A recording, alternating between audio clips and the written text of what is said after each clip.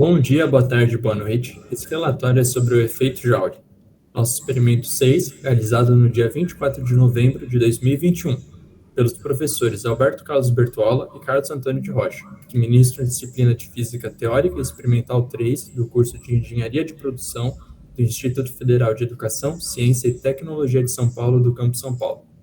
Esse grupo é formado por mim, Gianluca Bordignon, e meus amigos Gustavo Assad, Ícaro Bezerra e Juliana Kemi. Bom, aqui está o índice que indica a localização de cada tópico abordado nesse relatório. Resumo com objetivo. A experiência realizada e gravada pelo professor Rocha é mais uma que explora conceitos de eletrodinâmica. Porém, desta vez há um foco no estudo do efeito Joule e da sua utilização para aquecer água. Resumindo brevemente, a experiência foi dividida em 3 partes.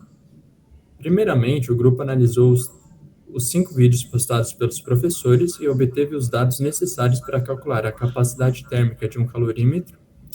O valor obtido foi de 7,95, mais ou menos 9,38 calorias por grau Celsius. Essa foi a primeira etapa da experiência. Em seguida, para realizar a parte 2, o software Origin foi utilizado para elaborar os gráficos necessários para se poder determinar o calor específico da água. 1,07, mais ou menos 0,09 calorias por grama Celsius. E por fim, a terceira parte foi calcular o calor específico das esferas que foram introduzidas no calorímetro com água quente, sendo o valor achado igual a 0,87, mais ou menos 0,19 calorias por grama Celsius. Eu vou dar continuidade falando sobre a introdução teórica. O efeito Joule, ou efeito térmico, é um fenômeno físico que realiza a conversão de energia cinética em energia térmica, ou seja, ele converte a energia elétrica em calor.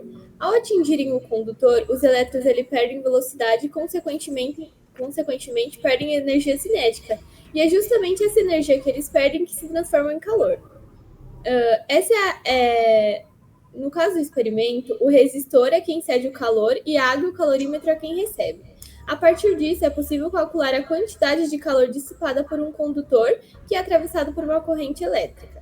Para atingir o objetivo de encontrar a capacidade térmica do calorímetro, representada pela letra B, utilizamos as seguintes fórmulas. O experimento foi dividido em 3 partes, como foi dito anteriormente, e em cada parte utilizamos fórmulas diferentes. Na fórmula 1, a gente utilizou para encontrar o calor da água quente e da água fria, que eram as mesmas para as duas.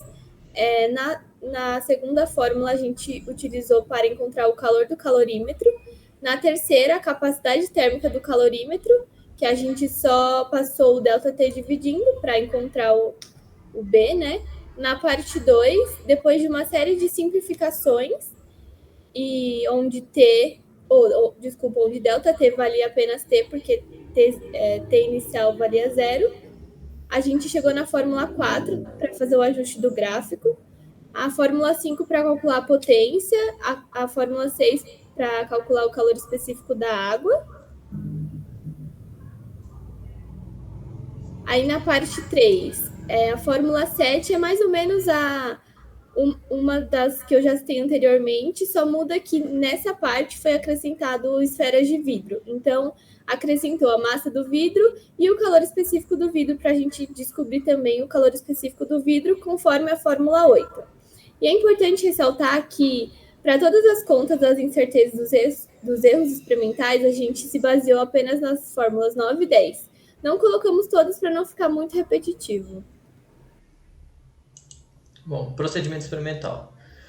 Como sempre, eu primeiro vou comentar dos equipamentos utilizados, né? Eles foram divididos em 2 slides aqui, porque são muitos. Bom, a gente tem o aparelho que gera a tensão do circuito, o amperímetro, que mede a corrente, com incerteza de 2% mais 2 dígitos, a balança analítica, que foi usada para medir o peso da água utilizada, né? Tanto fria quanto quente, e também as esferas de vidro da parte 3 do experimento. Bom, aqui a gente também tem o multímetro, utilizado para medir a tensão do circuito, né, e a resistência do resistor, né, ele consegue medir os dois, na qual o erro para a tensão era de 1% mais 2 dígitos e do resistor era 1% mais 5 dígitos. Isso de acordo com a fabricante, que são nos itens 3 e 4 das nossas referências. Bom, já aqui a gente tem também o calorímetro, né? Primordial nesse experimento, considerando que a primeira parte é calcular a sua capacidade térmica. A gente tem também o termômetro, né? Com erro da metade do menor valor de leitura, nesse caso é 0,5 graus Celsius.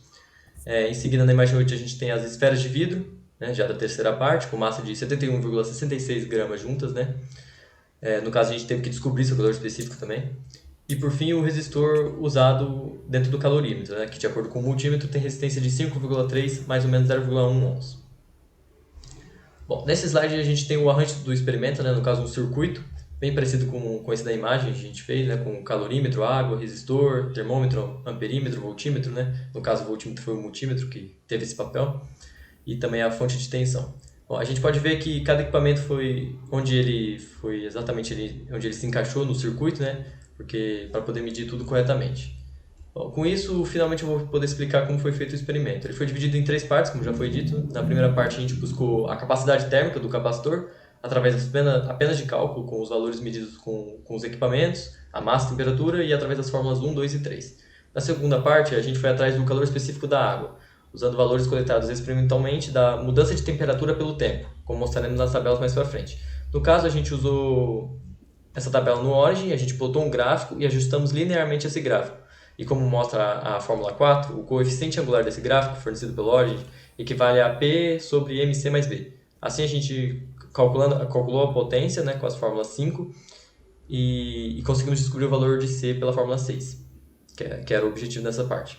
Bom, por fim a gente queria descobrir o calor específico do vidro, né, dessas bolinhas que eu comentei na terceira parte. E para isso a gente mediu novamente a mudança de temperatura pelo tempo, dessa vez com as esferas dentro do calorímetro.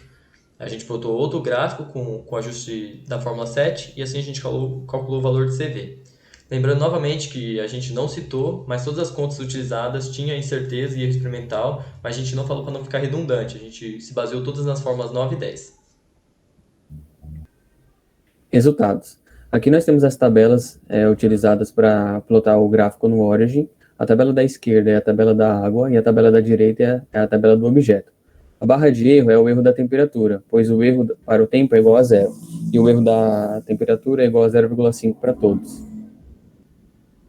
Esses aqui são os gráficos que foram plotados no Origin. O da esquerda é do calor específico da água e o da direita é do calor específico do objeto. Estes daqui são os resultados finais. O resultado final da parte 1 foi B igual a 7,95, com certeza de 9,38 calorias por Celsius. O resultado final da parte 2 é o calor específico da água, que foi igual a 1,07, com certeza de 0,09 calorias por grama Celsius. E o resultado final da parte 3 foi o calor específico do vidro, que foi igual a 0,97, com certeza de 0,19 calorias gramas por Celsius. Bom, conclusão. A gente pode dizer que o calor específico da água chegou a um valor praticamente igual ao real, se a gente considerar a incerteza até. Mas o calor específico do vidro não corresponde ao que a gente encontrou na internet, né? Acreditamos que possa ser pelo tipo de vidro ou as impurezas que a bolinha possa ter dentro dela que divergiu esse resultado. Pois a internet diz que o valor específico do vidro é igual a 0,16 calorias por grama Gauss Celsius.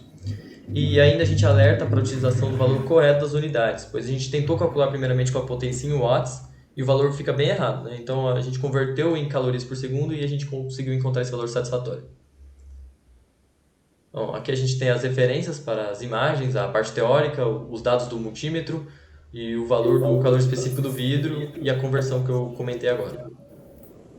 É isso, muito obrigado. Muito obrigado. Muito obrigada. Obrigado.